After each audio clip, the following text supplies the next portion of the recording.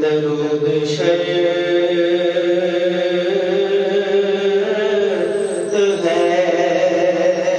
سبحان اللہ ذکر محمدی کے لیے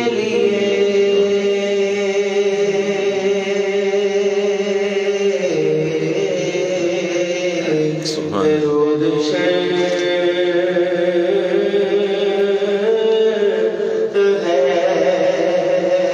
سبحان اللہ ذکر محمدی واہ واہ کے لیے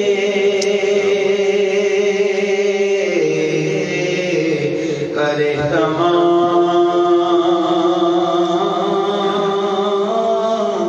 بھی لگی ہے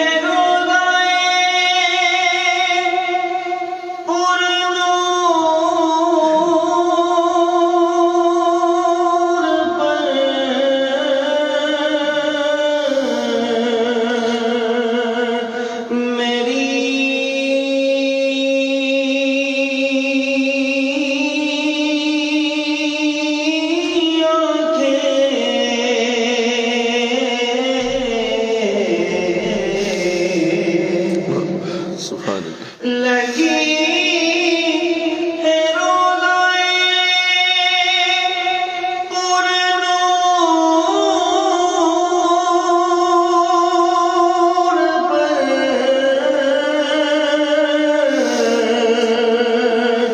میری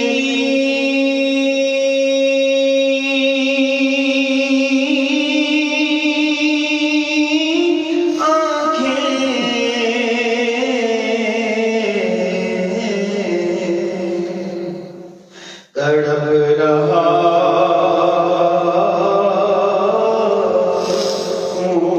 ہوں تیرے شہر کی ہوا کے لیے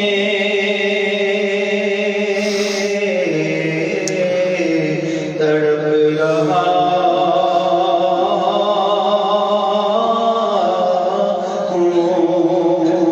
شب و روز حاضری کے لیے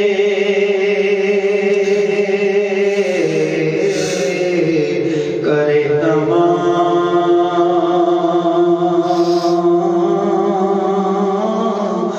بھی سبحان اللہ میرے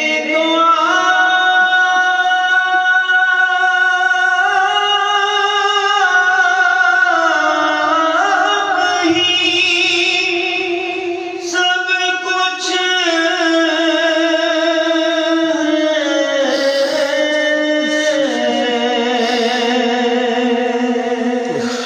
رحمت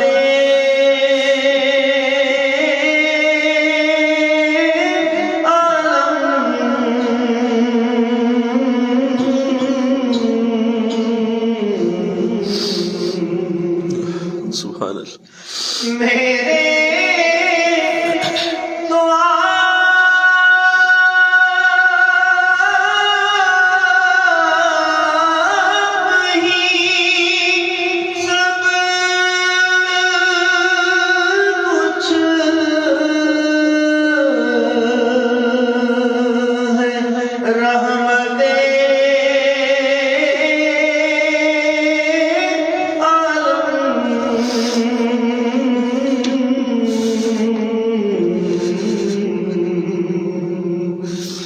میں جی رہا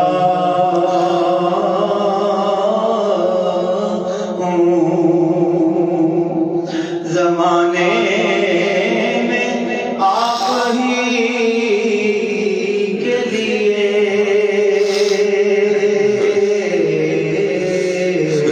تڑپ رہا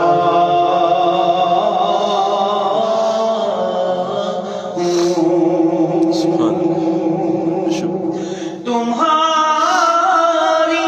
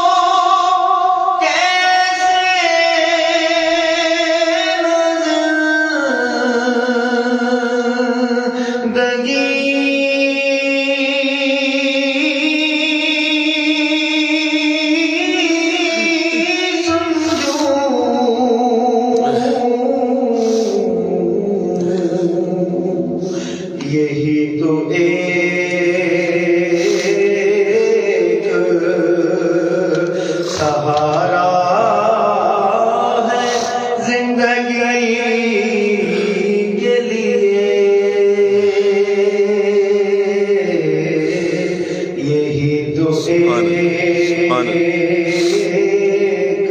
اللہ، سہارا سہارا ہے زندگی کے لیے،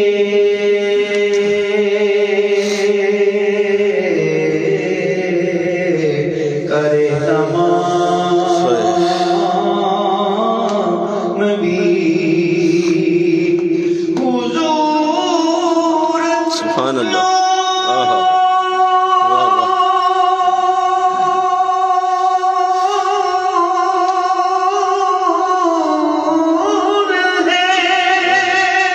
سبحان اللہ، اللہ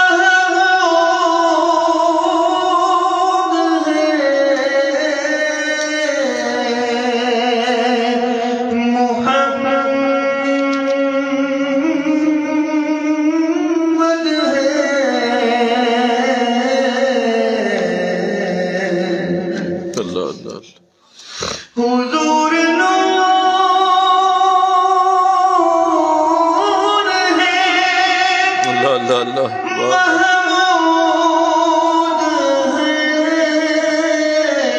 محمود ہے، محمد ہے، اللہ اللہ، جگہ جگہ نئے عنوان ہے ثنا کے لیے،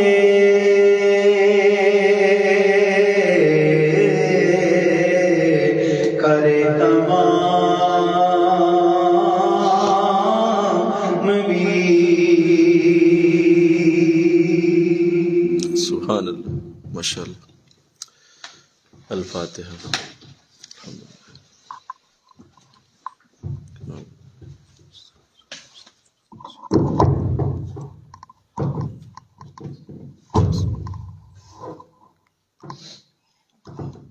صلی اللہ، بسم اللہ الرحمن الرحیم، صلی اللہ علی حبیبہ محمد وآلہ وسلم، صلی اللہ علی حبیبہ محمد وآلہ وسلم، صلی اللہ علی حبیبہ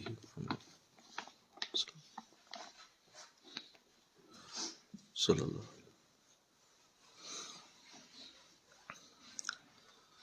صلی اللہ علی حبیبہ محمد وآلہ وسلم. وظیفہ حضرت مجدد الف ثانی رحمۃ اللہ علیہ. لا حول ولا قوة الا باللہ، لا حول ولا قوة الا باللہ، لا حول ولا قوة الا باللہ.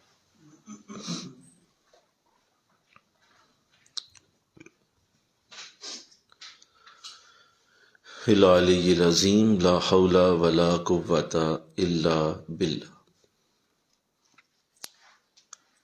لا حول ولا قوة الا.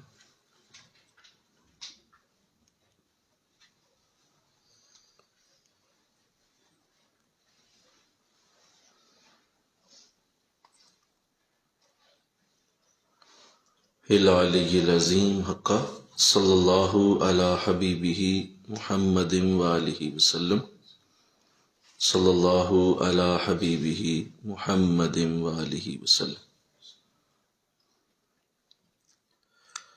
صلی اللہ علیہ.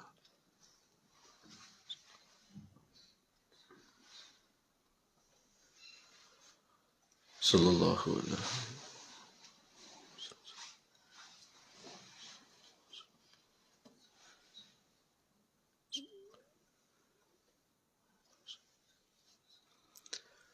محمد وآلہ وسلم. وظیفہ حضور غوث اعظم رحمۃ اللہ علیہ. حسبنا اللہ ونعم الوکیل، حسبنا اللہ ونعم الوکیل، حسبنا اللہ ونعم الوکیل.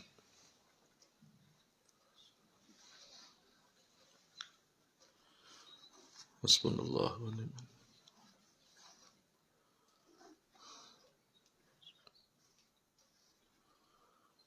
حسبنا اللہ ونعم الوکیل. حسبنا اللہ.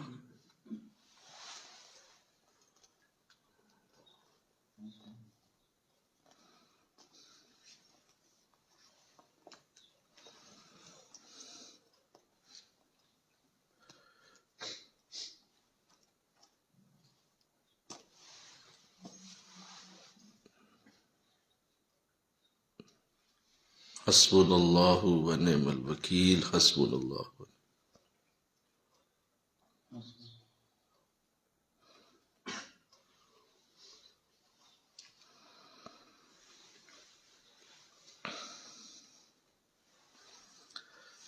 نعم المولا ونعم النصیر. حسبنا اللہ ونعم الوکیل. حسبنا اللہ ونعم الوکیل. حق صلی اللہ علی حبیبہ محمد وآلہ وسلم. صلی اللہ علیہ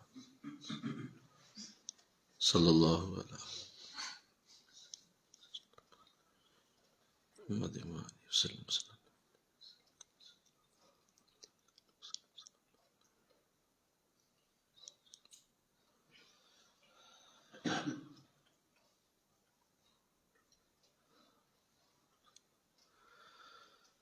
وظیفہ پیر و مرشد دامت برکاتہم.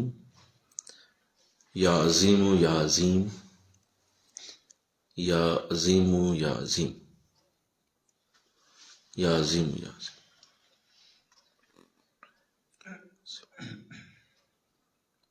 یا عظیم یا عظیم.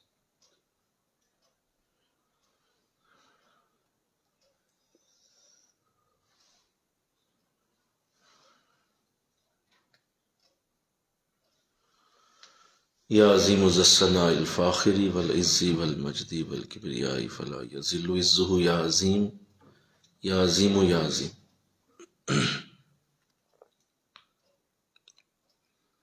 یا عظیم یا عظیم.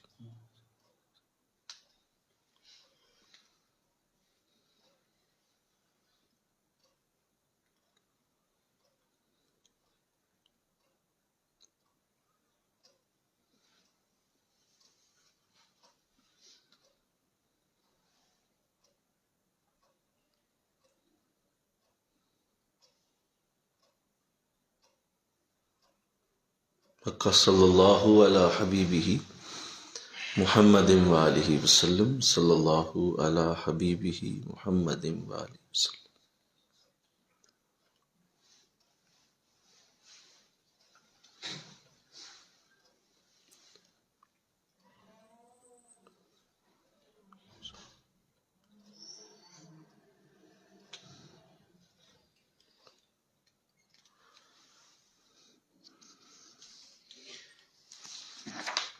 صلی اللہ علی حبیبہ محمد وآلہ وسلم. وظیفہ استغفار. استغفر اللہ ربی من کل ذنب واتوب الیہ.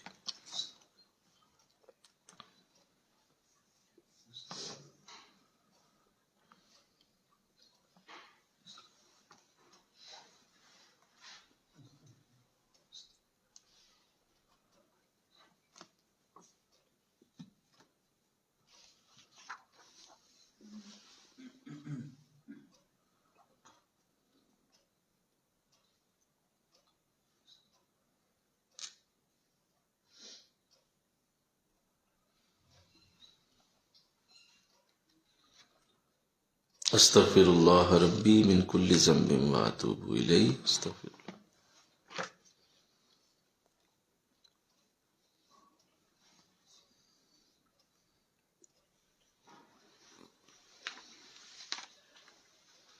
استغفر اللہ ربی من کل ذنب واتوب الیہ.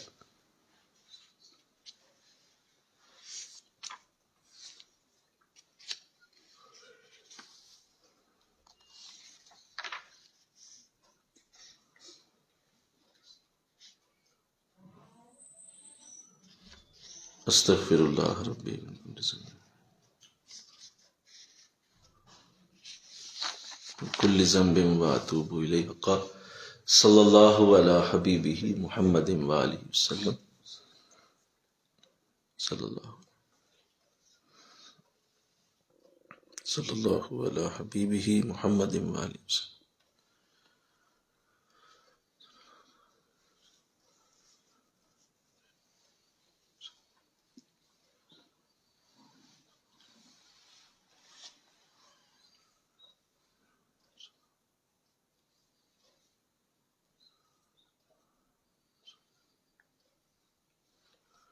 صلی اللہ علی حبیبہ محمد وآلہ وسلم۔ الفاتحہ۔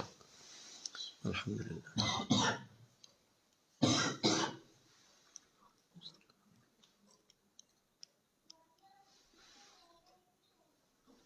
وصلی اللہ تعالی۔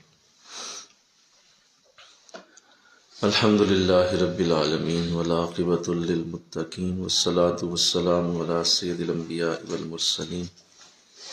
قال اللہ تعالی فی الکلام المجید بسم اللہ الرحمن الرحیم۔ الا ان اولیاء اللہ لا خوف علیہم ولا هم یحزنون۔ صدق اللہ العظیم۔ رب اشرح لی صدری ویسر لی امری واحلل عقدۃ من لسانی یفقہوا قولی۔ ان اللہ وملائکتہ یصلون علی النبی یا ایھا الذین آمنوا صلوا علیہ وسلموا تسلیما۔ مل کے پڑھیے، صلاۃ والسلام علی آلک واصحابک یا سیدی یا حبیب اللہ، صلاۃ والسلام علیک یا رحمۃ للعالمین وعلی آلک واصحابک یا سیدی یا خاتم النبیین۔ نہایت ہی معزز و محترم حاضرین و سامعین، الحمدللہ یہ ہماری ہفتہ وار درس محبت، درس تصوف کا مبارک سلسلہ ہے، جو الحمدللہ آج مکتوب شیف نمبر 9 میں داخل ہو چکا ہے، اور آج انشاءاللہ العزیز اس کی اگلی گفتگو کرنے کی سعادت حاصل ہوگی۔ جیسا کہ پچھلے درس میں جو واضح کیا گیا، اور آپ سب نے ماشاءاللہ بڑی خوشی ہے کہ آپ سب نے بڑی اس پہ اپنی اپنی گفتگو کی ہے، یہی اصل میں اس کا مقصد ہے، سیکھنا اور سکھانا۔ میں نے کچھ ساتھیوں کو خاص طور پہ سنا، بڑی خوبصورت گفتگو کی گئی، بڑے بڑے اچھے اس میں آپ نے اپنے خیالات کا اظہار کیا ہے۔ یہی اصل میں کام ہے کہ شیخ کا وزن اور شیخ کی کوشش کو بانٹا جائے۔ یہی اصل مقصد ہے ایک مرید کا، کہ وہ اپنے شیخ کے مشن کو اٹھائے، جس قابل بھی ہے، جس بھی کوشش کے ساتھ وہ کر سکتا ہے وہ کرے۔ تو بڑی خوشی ہے، الحمدللہ الحمدللہ کہہ دیں، اللہ کا شکر ادا کرنا چاہیے کہ آپ کو ایسے اعلیٰ کلام پہ بات کرنے کی اللہ نے زندگی میں توفیق دی۔ اور چونکہ ہم کوئی اتنا کمپیریزن تو کرتے نہیں ہیں، نہ ہم باہر کی دنیا کو اتنا زیادہ جانتے ہیں، بس اپنے اس ماحول میں رہتے ہوئے اس ایک خول کے اندر ہی بند ہوتے ہیں۔ تو تھوڑا سا چاہیے ہمیں کہ ہم کبھی غور کیا کریں کہ ہمارے باہر کی دنیا کس طرح جی رہی ہے، تو تب اندازہ ہو کہ ہم کس قدر اللہ کے کرم میں ہیں۔ تو اس لیے الحمدللہ کہنا چاہیے، کیونکہ جو باہر حالات ہیں وہ اس طرح کا انداز 70-80 سال کی عمر میں بھی شاید نہ ملے، اور بڑے بڑے لوگوں نے اپنی ہڈیاں بال کے رکھ دیں اور آستانوں کے آستانے پھر لیے، اور بڑی عمریں گزار لیں اور دعائیں کرتے رہے کہ اللہ ہمیں کوئی ایسا نصیب ہو جائے معاملہ، لیکن نہ ملا، اس لیے کہ یہ اللہ کی خاص تقسیم سے ہے۔ تو آپ سب نے اس پہ اظہار کیے، دلی خوشی ہے، اور جب کوئی گفتگو کر رہا ہوتا ہے خاص طور پہ مکتوبات شریف پہ، تو میرے لیے یہ بڑی ہی اطمینان کا سبب ہوتا ہے، کیونکہ باقی درس دینے اور آپ اوورال بات کر سکتے ہیں، قرآن ایک بڑی اعلیٰ چیز ہے، اور اللہ نے قرآن کے نور کو ویسے ہی بڑا پھیلایا ہوا ہے، اس میں کوئی شک نہیں ہے۔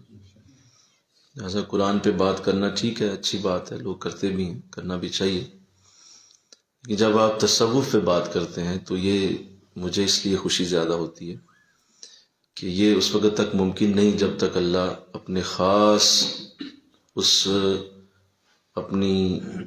جگہ سے جہاں وہ اپنے خاص بندوں کو رکھتا ہے وہاں سے توفیق نہ آئے۔ یہ ممکن نہیں۔ تو اور شیخ کی جب بات کو آگے بڑھایا جاتا ہے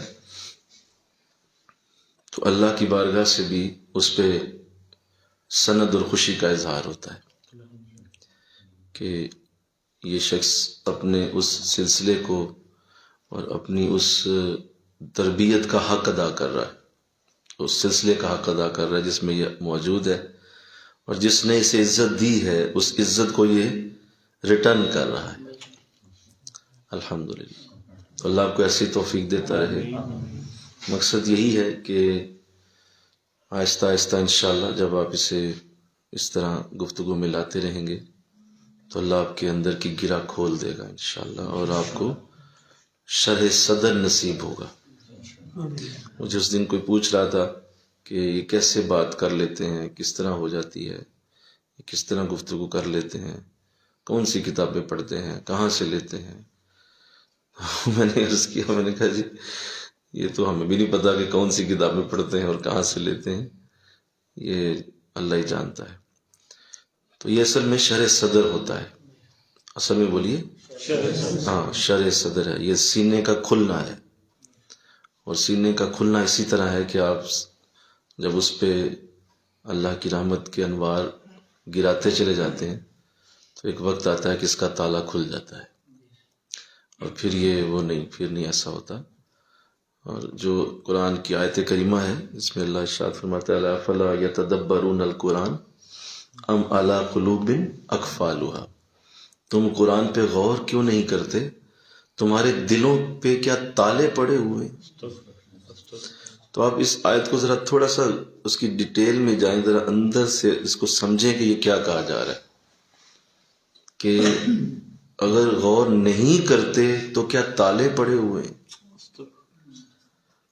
اس کا مطلب یہ ہے کہ جو غور نہیں کرتا، اللہ اسبات فرما رہا ہے اس کا، اس آیت میں یہ اسبات ہے، اس کی طرف یہ پازیٹیو پہلو دیا جا رہا ہے کہ ایسا ہوا ہے کہ تمہارے دل پہ تالا لگا ہوا ہے، یعنی وہ شرع نہیں ہے، کھلا نہیں ہوا، بولیے وہ کھلا نہیں ہے، وہ بند ہے، تمہارا دل بند ہوا ہے، ہماری نظر میں تمہارا دل بند ہے، تم قرآن پہ غور نہیں کرتے۔ اور اب اس کو ذرا اب دوسرے انداز میں لے لیں، ٹھیک ہے بیٹھ جاؤ، دوسرے انداز میں لے لیں کہ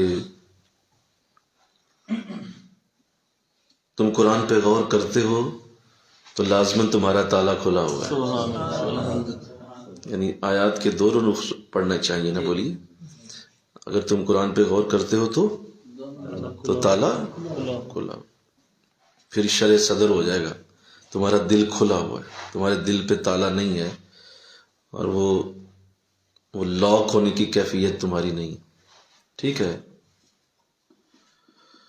تو الحمدللہ اللہ اور توفیق دے انشاءاللہ، اللہ اور سعادت دے، اللہ اور برکت دے، اور یہ برکتیں ایسے جاری و ساری رہیں، آپ سب اس کی برکت کو سمجھتے رہیں۔ اب جب آپ قرآن پہ غور کرتے ہیں تو تالا کھلتا ہے، اندازہ کریں تو قرآن کا غور اصل میں ہے کیا؟ قرآن کا غور اصل میں تصوف ہے۔ یہ جو تصوف آپ پڑھتے ہیں اپنی صفائی، اور یہ جو آپ یزکیہم کے الفاظ کو کھول رہے ہیں، یہ اصل میں تزکیہ کا علم جو ہے، یہ اصل میں تصوف ہے۔ تو اس کا مطلب یہ ہوا کہ یہ تصوف کے سارے جتنے بھی انداز ہوں گے وہ قرآن پہ غور کی اصل حقیقت ہے، قرآن پہ غور کی اصل حقیقت۔ ایک قرآن پہ غور یہی ہے کہ آپ قرآن کے الفاظ کو صحیح پڑھیں، زیر زبر ٹھیک کریں، اس کی جزم پیش ٹھیک کریں، اس کے الفاظ کو درست پڑھیں، یہ بھی غور ہی ہے، بولو یہ بھی غور ہے۔ آپ تھوڑا سا اور ڈیٹیل میں جائیں تو قرآن کی گرامر کو سمجھیں، قرآن کے جو مافی ضمیر ہے اسے جانیں، پھر قرآن کے جو معنی ہیں الفاظ کے ان سے سمجھیں، بولیے، پھر اسی طرح اس کے پیچھے شان نزول کیا ہے، کیوں آیت نازل ہوئی، اسے یہ بھی کیا ہے، غور ہے، یہ غور ہو رہا ہے۔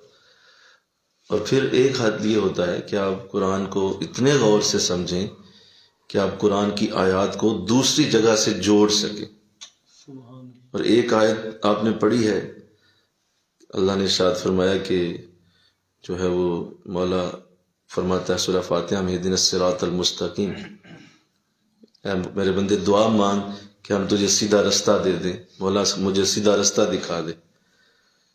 تو اب سیدھا رستہ یہاں گفتگو کیا گیا، فوراً قرآن پہ جو کہ غور تھا سورہ یاسین میں گئے، وہاں حضور کے لیے کہا گیا اعلیٰ صراط مستقیم، اعلیٰ صراط مستقیم، یاسین والقرآن الحکیم انک لمن المرسلین۔ تو حضور کے لیے کہا گیا کہ آپ صراط مستقیم پہ ہیں، تو آپ آیات کو جوڑ سکیں، یہ قرآن کا غور ہو رہا ہے۔ اور پھر قرآن کا غور جو اس کی حقیقت تک پہنچاتا ہے کہ آیات کے اندر سے جا کے اس کی جو اللہ نے آپ سب کے لیے، انسانوں کے لیے، پوری کائنات کے لیے جو اس کے اندر راز چھپا کے رکھا ہوا تھا کہ یہ بندے اس کے خود کھول لیں اس آیت کو، اگر آپ وہاں تک پہنچتے ہیں تو وہ اصل غور ہے، وہ اصل میں غور ہے، اور وہ آپ کو پہنچاتا ہے تصوف کا علم۔ وہ اصل غور یہی ہے۔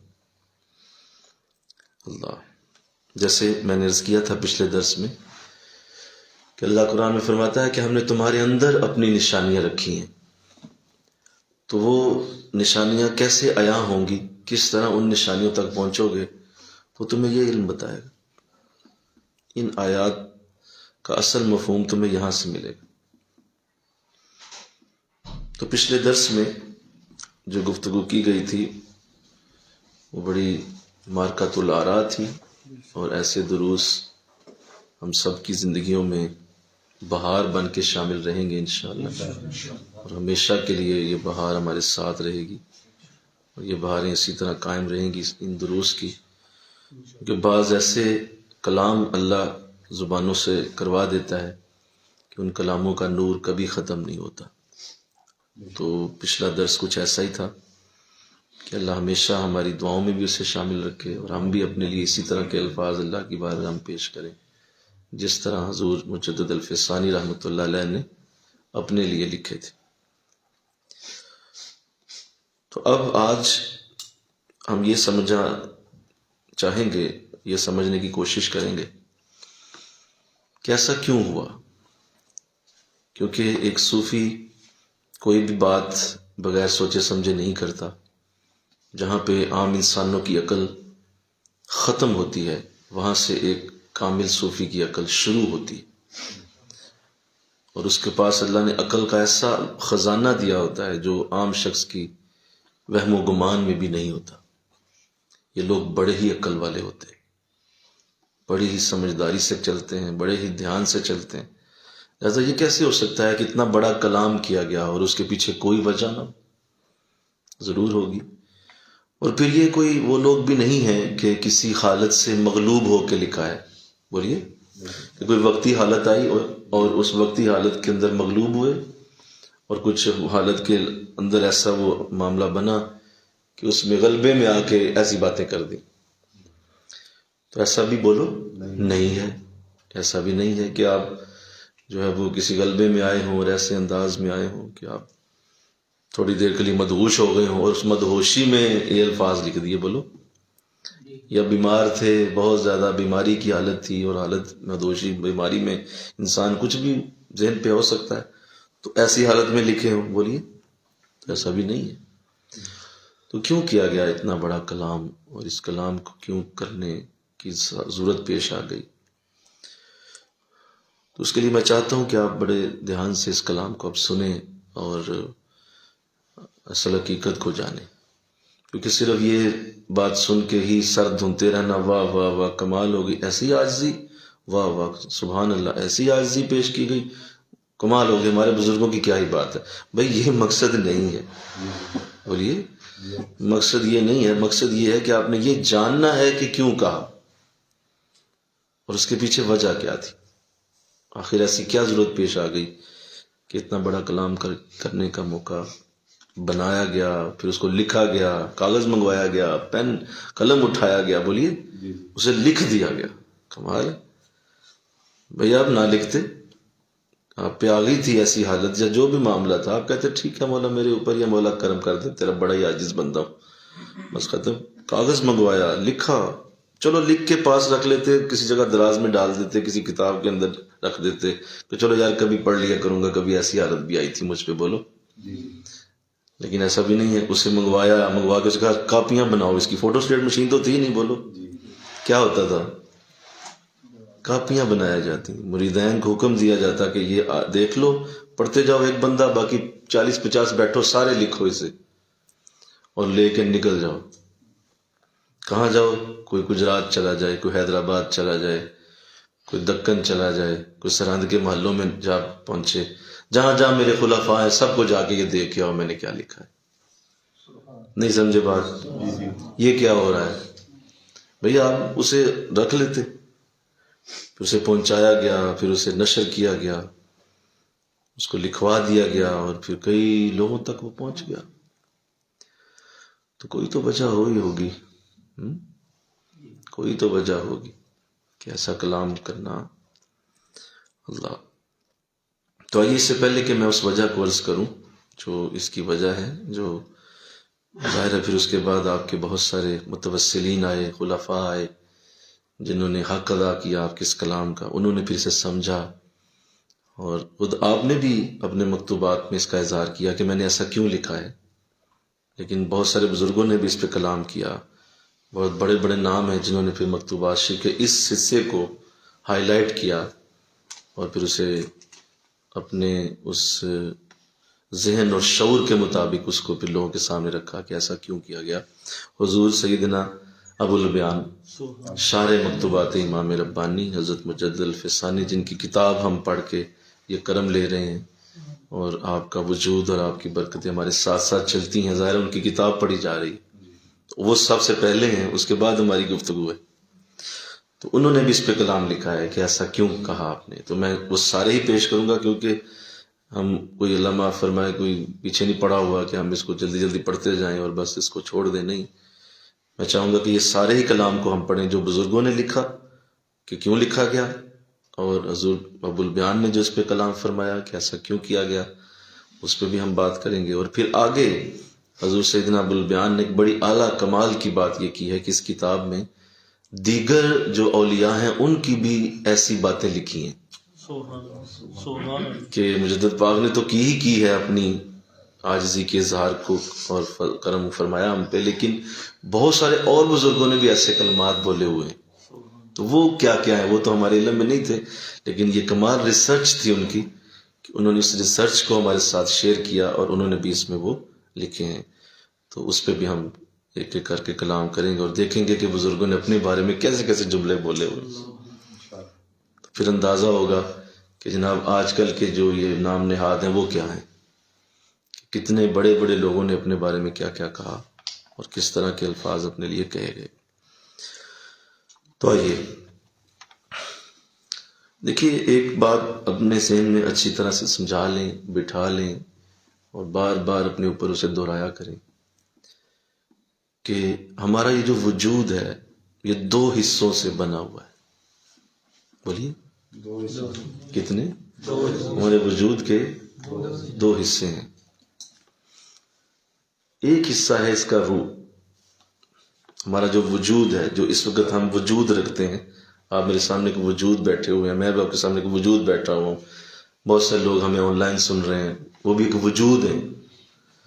تو ہر وجود جو ہے، جو ہم انسان ہیں، میں صرف انہی کی بات کرتا ہوں، تو کائنات کو بھی چھوڑیں آپ. ہمارے 2 حصے ہیں، ایک ہماری روح ہے، بولیے، ایک ہمارا جسم. کمال یہ ہے کہ اللہ نے روح کو نور سے تخلیق فرمایا ہے، اور یہ امر ربی ہے، اور یہ روشنی ہے، اور یہ وجود موہوم ہے. موہوم کہتے ہیں جسے آپ چھو نہیں سکتے. یہ خیال میں تو آ سکتا ہے، سوچ میں تو آ سکتا ہے، لیکن اس کو آپ چھو نہیں سکتے. یہ وجود موہوم ہے. اور دوسرا وجود جو ہے ہمارا، وہ ہمارا جسم ہے. جو دوسرا اس کا حصہ ہے بولیے وہ جسم، اسے آگ مٹی ہوا پانی سے بنایا. یہ چار چیزیں اس کا بننے کا ذریعہ بنی. آگ بولیے، ہوا، مٹی اور پانی، ان چاروں کو ملایا گیا ہے تو وجود کا یہ دوسرا حصہ بنا ہے ہمارا جسم.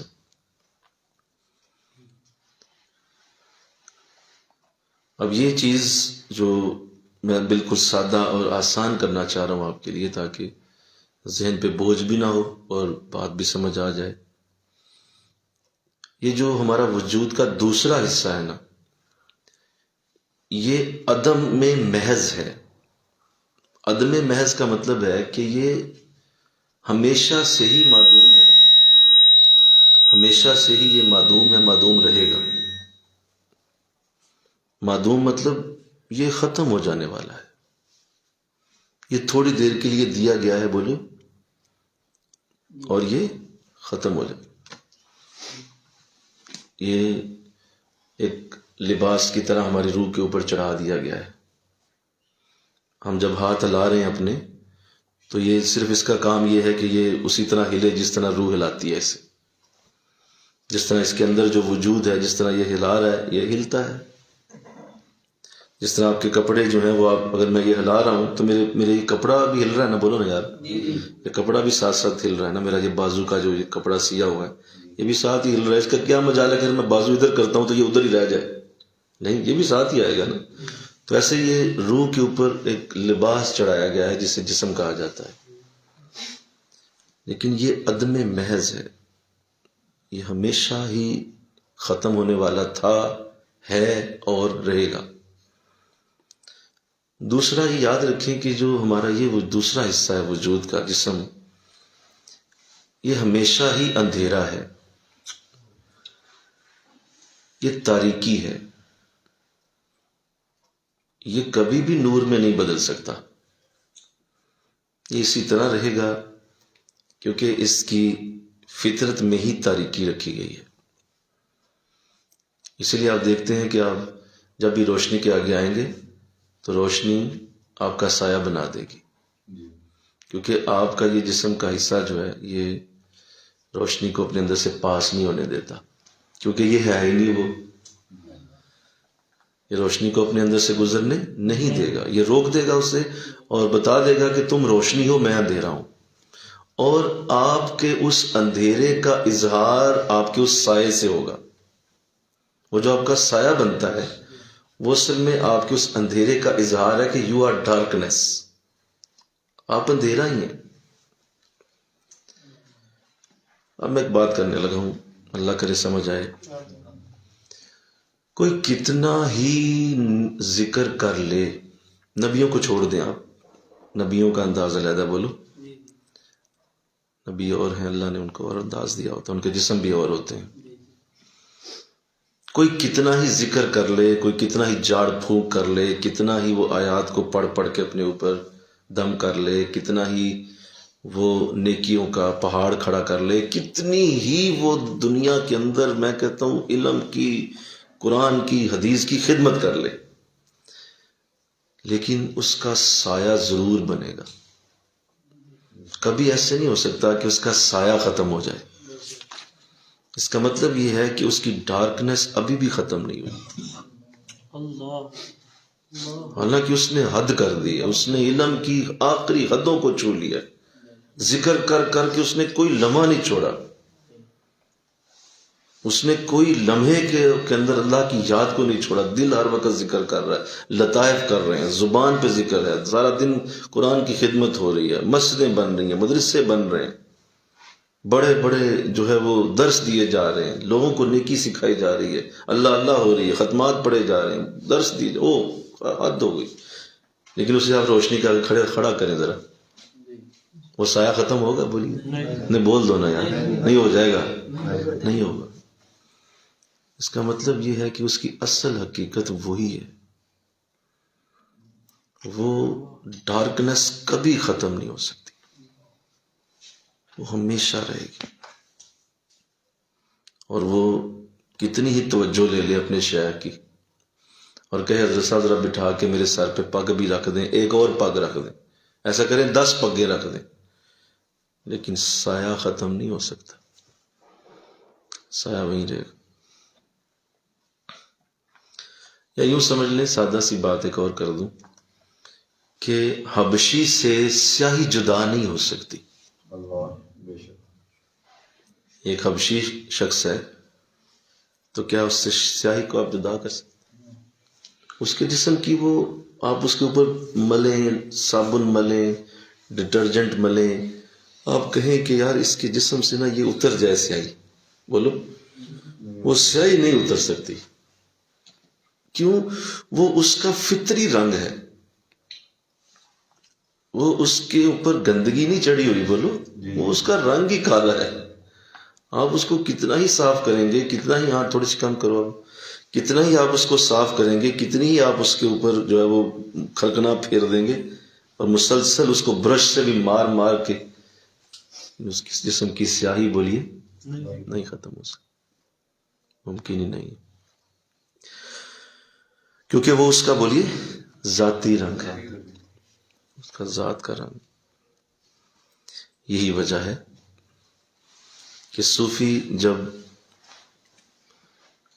ذکر کرتا ہے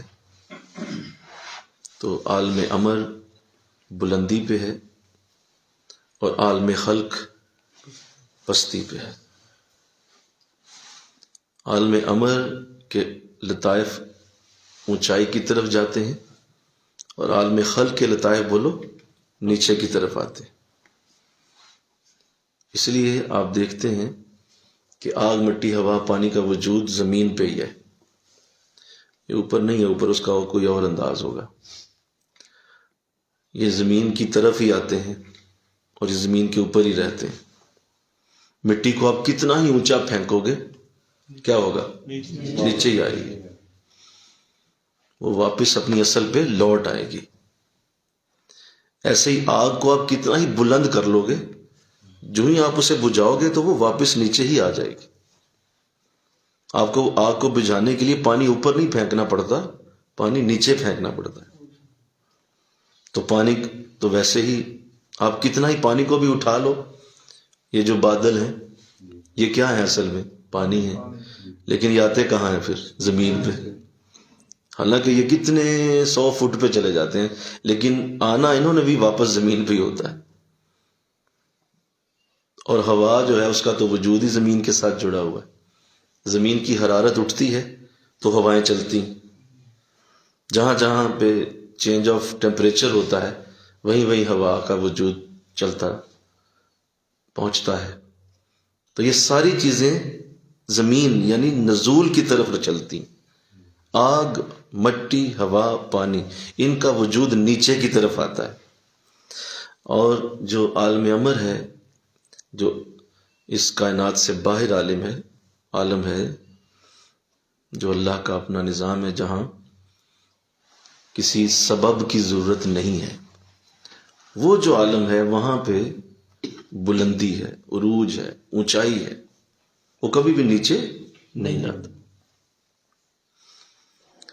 اللہ، اب سنیے، جب کوئی عالم، صوفی، ذاکر ذکر کرتے کرتے، ذکر کی برکت لیتے لیتے اور ریاضت و عبادت میں مصروف رہتے رہتے، شیخ کی توجہ کو لیتے لیتے، اور اللہ بھی اس کا ہاتھ پکڑے، اللہ بھی اس پہ کرم فرمائے، تو وہ بلندی اور عروج کی طرف جاتا ہے۔ اب جب وہ بلندی اور عروج پہ جاتا ہے تو بڑے دھیان سے سنیے گا، یہ ضرور ہوگا کہ اس کا فاصلہ پیدا ہوگا عالم امر اور عالم خلق کا۔ وہ بلندی پہ جاتا جائے گا اور عالم خلق مزید نیچے جاتا جائے گا۔ جیسے کوئی شخص بڑی اونچی بلندی پہ کسی بلڈنگ پہ چڑھتا ہے تو اس کے زمین اس سے دور ہوتی چلی جاتی ہے، ایسے ہی آپ زمین سے بہت دور چلے جاتے ہیں، اونچے ہو رہے ہیں نا آپ، تو زمین دور ہوتی جا رہی ہے۔ لہٰذا اب آپ کے لیے ایک چیز فوراً پیدا ہوگی، وہ یہ ہوگی جتنا آپ بلندی پہ جائیں گے اتنا زمین کی چیزیں آپ کو حقیر نظر آنا شروع ہو جائیں گی، چھوٹی ہو جائیں گی، سائز چھوٹا ہو جائے گا، بس ایسے لگے گا بچے کا کھلونا جا رہا ہے، حالانکہ نیچے آؤ تو وہ ڈبل ڈیکر بس ہے. آپ صرف چڑھے ذرا مینار پاکستان پہ ہی تو آپ کو نظر آ جائے گا. کیا میں ایفل ٹاور کی بات کروں یا میں برج خلیفہ کی بات کروں، وہ تو بہت بڑے بڑے جو ہے وہ میگا سٹرکچرز ہیں. تو آپ برج خلیفہ پہ چلو چڑھ جائیں تو آپ کو لگے گا کہ یہ نیچے تو جو ہے یہ کوئی شے نہیں، اور آپ بالکل انسان تو چونٹی نظر آئیں گے. بولو چونٹیوں کی طرح انہیں دیکھیں گے آپ، کیونکہ آپ جتنی بلندی پہ جا رہے ہیں اتنا ہی عالم خلق یعنی زمین آپ کے لیے حقیر ہوتی جا رہی ہے. اب سمجھیے اصل بات کہ یہ وہ حالت تھی آپ کی کہ جب آپ اپنے عروج کی انتہاؤں پہ پہنچتے ہیں اور اپنے عروج کے اس مقام پہ جا پہنچے جہاں آپ کے سامنے اپنے رب کے نور کی برکتیں اور اپنے اس کوشش اور ریاضت و برکت کی وجہ سے آقا دو جہاں کی شفقت و عنایت کی اور شیخ کی توجہ کی برکت سے آپ کے سامنے جب عالم امر عیاں ہوا تو عالم خلق کی اصل حقیقت سامنے آ گئی. عالم امر جب کھلا آپ کے سامنے کہ یہ ہے اصل وہ جہاں، تو پھر عالم خلق کی حقیقت یہ نظر آئی.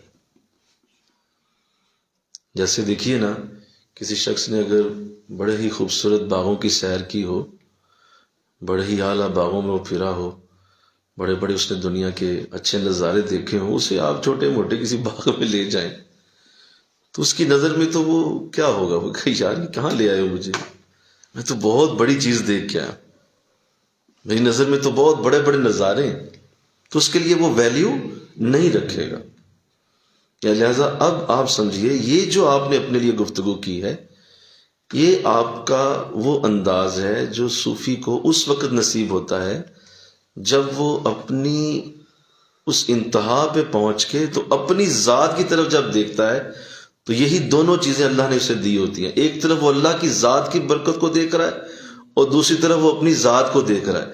اب اللہ کی ذات کو جب برکت دیکھتا ہے تو وہ اتنی اونچائی پہ ہے، اسی اونچائی سے جب وہ اپنے آپ کو دیکھتا ہے تو اس کو وہ بالکل حقیر اور چونٹی سے بھی نیچے محسوس ہوتا ہے. تو پھر یہ بات نکلتی ہے کہ میری نیکیاں وہ تو پھینک دینے کے قابل، میری اچھائیاں وہ تو دیوار سے مارنے کے قابل. میں نے تو کیا کیا، میں نے کوئی روزہ نہیں رکھا، یہ تو بھوک اور پیاس تھی، میں نے تو کچھ نہیں کیا. یہ تو بہت بڑا دربار ہے، تو بہت بڑا نور ہے، بہت بڑی برکت ہے، میں نے کیا کیا آج تک، کچھ بھی نہیں کیا. اس کی وجہ یہ ہے کہ ایک تو سن لیں بات، ایک تو بات یہ ہو گئی، بات سمجھ رہے نا آپ، بولیے کہ وہ اونچائی کی وجہ سے نیچائی کو حقیر جانتا ہے. اونچائی کی وجہ سے، بولو ذرا بول دو، یہ حقیر جانتا ہے. بلندی کی وجہ سے پستی کو حقیر جانتا ہے، اونچائی کی وجہ سے چھوٹا ہونے کو حقیر جانتا ہے. اسے سمجھ آ جاتی ہے کہ یہ تو بہت چھوٹی چیز ہے، کچھ بھی نہیں ہے، تو نام و نشان بھی کوئی نہیں. ایک یہ بات. دوسری یہ بات ہے جو بڑی عام ہے، وہ یہ ہے کہ اسے یہ بھی یقین ہو جاتا ہے کہ میں کتنا ہی بلند ہو جاؤں، میری اصل ہمیشہ اندھیرا ہی ہے اور اندھیرا ہی رہے گی. میں نے اپنے کسب سے، سنو یہ بات لکھنا بعد میں نے اپنے کسب سے، محنت سے جو کیا وہ ادھار دیا گیا مجھے، وہ ادھار مجھے ملا ہے میرے کسب کی وجہ سے، میری محنت کی وجہ سے. میری اصل ہمیشہ اندھیرا اور گاندھی ہے. یہ جو مجھ پہ نور چڑھا ہے یہ ادھار آیا ہے، یہ مجھے ادھار دیا گیا. اچھا تو محنت کر رہا ہے، یہ لے لے. اچھا تو ذکر کر رہا ہے، یہ لے چڑھا لے. اچھا تجھے میرے قریب آنے کا شوق ہے، یہ لے ذرا یہ خول پہن لے، میرے قریب آ جا. لیکن تیرے اندر بولو اندھیرا ہی ہے، تو اندر سے گندا ہی، تو وہی گندا پانی کا قطرہ ہی ہے. تیری وہ چیز بدل نہیں سکتی. کون کہتا ہے کہ کوئی اللہ کے قریب جائے گا تو وہ گندا قطرہ کیا پاک قطرہ ہو جائے گا؟ نہیں، وہ گندا قطرہ گندا ہی رہے گا. اس کی گندگی اور سامنے آ جائے گی اور کھل جائے گی. دیکھیے جب بارش ہوتی ہے نا، جب بارش ہوتی ہے اگر وہ کسی روڑی پہ پڑے تو وہ اس کو باغ نہیں بنا سکتی، بلکہ وہ بارش اس روڑی کا گند اور کھول دیتی ہے، اور زیادہ اس کی بدبو اٹھتی ہے۔ کیوں؟ روڑی تھی، اس کے اوپر گند تھا پہلے پڑا ہوا، اس پہ بارش پڑی ہے تو وہ عیاں ہو گیا، وہ اور سمجھ آ گیا کہ وہ اتنا، ابھی تو یہ چھپا ہوا تھا گند، یہ تو 4-5 جو قطرے پڑے ہیں نا اس سے یہ گند اور باہر نکل، لہذا وہ بارش کیا کر رہی ہے؟ اصل میں اس کے عیب کھول رہی ہے، وہ روڑی کو صاف نہیں کر رہی، کیونکہ وہ روڑی گند ہی رہے گا۔ لہذا صوفی وہاں پہنچ کے یہ جان لیتا ہے کہ میری اصل تو، اب یہ وہ مقام آتا ہے، سنو بڑے دھیان سے سنو، کیونکہ وہ اپنے آپ کو دیکھ رہا ہے نا، تو اس کو یہ نظر آ جاتا ہے کہ وہ گند ہے۔ یہی وہ وجہ ہے کہ وہ کافر کو اپنے آپ سے زیادہ نورانی محسوس کرتا ہے، وہ کہتا ہے یہ تو زیادہ صاف ستھرا ہے، میں تو اس سے بھی گندا ہوں۔ یہ کافر فرنگ، اس کو وہ زیادہ اپنے آپ سے نورانی محسوس کر رہا ہوتا ہے۔ بس یہ ابھی حالت یہ جو بھی آپ کو سمجھ آ جائے گی، ابھی یہ سیڑھیاں چڑھیں گے سب، بس یہ کوئی ہے جو ہمیں سمجھا رہا ہے، ختم ہو جائے گا۔ تو یہ 2 وجوہات میں نے عرض کر دی، ایک تو بلندی کی وجہ سے بولو، وہ نیچائی چھوٹی محسوس ہوتی، اور دوسرا جب آپ کتنا ہی روشنی کے قریب جائیں گے اتنا ہی آپ کے جسم کے کپڑوں کے داغ زیادہ نظر آئیں گے۔ ایک چھوٹا سا ہلکا سا بھی کوئی انک کا ڈاٹ بھی ہوگا نا، وہ بھی نظر آ جائے گا، حالانکہ وہ چھپا ہوا تھا، پتہ ہی نہیں تھا کہ یہ، لیکن چونکہ اتنی زیادہ روشنی پڑی تو وہ چھوٹا سا داغ بھی زیادہ ہو گیا۔ تو یہاں تو پورے کا پورا ہی داغ ہے، یہ صرف ایک داغ نہیں ہے، بولو یہ تو سراپا داغ ہے۔ اس کو کیسے صاف کرو گے؟ کس طرح مٹاؤ گے اپنی اس گندگی کو؟ لہذا یہ ہے اصل پہچان جو مجدد پاک نے ان الفاظ سے دی۔ اللہ، تو اب آئیے جو میں اس پہ کچھ کلام کرنا چاہتا ہوں۔ ایک تو یہ یاد رکھیے کہ یہ جو آپ نے گفتگو کی ہے یہ اظہار عقیدہ نہیں ہے، میں نے کیا بولا؟ یہ آپ کا عقیدہ نہیں ہے، یہ آپ کا اظہار حال ہے، آپ نے اپنے حال کو بیان کیا ہے۔ اس کو کوئی عقیدہ نہ سمجھ بیٹھے، ایسا نہیں ہے، کیونکہ ان بزرگوں کے عقائد جو ہیں وہ اتباع رسالت والے ہوتے ہیں، یہ حضور کی اتباع میں ہوتے ہیں، لہٰذا یہ کوئی عقیدہ نہیں تھا، یہ ایک حال ہے آپ کا جو آپ کو اس وقت نظر آیا اور آپ کی اس حالت کے اوپر آپ نے کلام فرمایا ہے۔ تو اس لیے یہ ادھار چونکہ آئی ہوتی ہے اور وہ سمجھ جاتا ہے کہ یہ جتنا مجھ پہ کرم ہوا ہے، بولو یہ ادھار ہے، ہاں جی یہ وقتی ہے، اور اس سے بس میری حقیقت کھل گئی ہے، اور میرا جو اصل معاملہ ہے وہ مجھے سمجھ آ گیا ہے کہ میں کتنا برا ہوں۔ جیسے وہ کسی نے کیا خوب کہا تھا کہ آپ جتنا پڑھتے جاتے ہیں، جتنا زیادہ آپ علم لیتے جاتے ہیں، یہ آپ کے پڑھنے کی دلیل نہیں ہے، یہ آپ کے علم والا ہونے کی دلیل نہیں ہے، بلکہ یہ اتنا ہی زیادہ جاہل ہونے کی دلیل ہے۔ جتنا زیادہ کوئی پڑھا لکھا ہوتا ہے وہ اصل میں یہ جان رہا ہوتا ہے، وہ میں اتنا جاہل تھا، میں اس قدر جاہل آدمی تھا، یار یہ مجھے پتہ ہی نہیں تھا۔ اچھا یہ پتہ چلا 12ویں کر لی، 12ویں کے تک جاہل تھا میں، اچھا 14ویں کر لی، اچھا 14ویں تک بھی میں جاہل تھا، اچھا آگے ایم اے کر لیا، ایم اے کر کے کہا او ہو یہ بھی مجھے پتہ نہیں تھا۔ تو اصل میں آپ ناپ کیا رہے ہیں سارے؟ بولو جاہلیت۔ جی جی آپ صحیح بات کریں نا، آپ یہ نہ کہیں کہ یہ 12 پڑھا ہوا ہے یا یہ 16 پڑھا پی ایچ ڈی کی ہوئی ہے، آپ نے کہا پی ایچ ڈی تک جاہل تھا، ابھی اگلی جاہلیت کا پتہ ہی کچھ نہیں۔ اس لیے یہ پیمانہ آپ کی جاہلیت کو ناپ رہا ہے، آپ کے پڑھنے کا پیمانہ نہیں ہے یہ۔ اب سنو، یہی حال اللہ کے ہاں قرب کا ہے۔ آپ اللہ کے ہاں جتنا قرب پا رہے ہیں، اصل میں آپ اتنے ہی محروم تھے اللہ کی بارگاہ سے، آپ اتنے ہی محروم تھے۔ اس قرب نے آپ کو یہ کھول دیا کہ میں تو بڑا ہی محروم آدمی تھا، اچھا یہ بھی نہیں تھا مجھے پتا، اچھا یہ بھی نہیں تھا، اچھا یہ بھی انداز پتہ نہیں، یہ ساری چیزیں مجھے پتہ ہی نہ تھی، میں کتنا دور تھا اللہ سے. یہ اصل میں آپ اپنی دوری ناپ رہے ہیں، قرب نہیں ناپا جا سکتا اس کا. بولو، یہ اپنی دوری ناپی جا رہی. اللہ. تو اس لیے اب جو میں نے عرض کر دیا، جو بڑی اہم بات تھی، جو زیادہ بہتر ہے سمجھنا، وہ یہی ہے کہ یہ اصل میں مستعار ہوتی ہے، ادھار ہے، اور یہ وقتی طور پہ ادھار کے طور پہ آپ کو اللہ ان چیزوں کو دے رہا ہوتا ہے تاکہ میرا بندہ جو ہے وہ اس کو میری طرف آنے کی جو تھپکی ہے وہ ملتی رہے. یہ ایک تھپکی ہے، یہ ایک پیار کا اظہار ہے جو تمہارے لیے کیا جاتا ہے. اچھا جی خلافت دے دو اس کو، اچھا اس کو اب نہ ذرا مزید برکت دے دو، اس کو ذرا وظائف کی اجازت دے دو. یہ سب آپ کے ساتھ پیار کا اظہار ہو رہا ہے، آپ کی اصل بدل نہیں رہی. میں بار بار کہہ رہا ہوں، آپ کی اصل نہیں بدل رہی، وہ وہی رہے گی. خلق الانسان ضعیفا، قرآن کہتا ہے ہم نے انسان کو بڑا ہی کمزور پیدا کیا.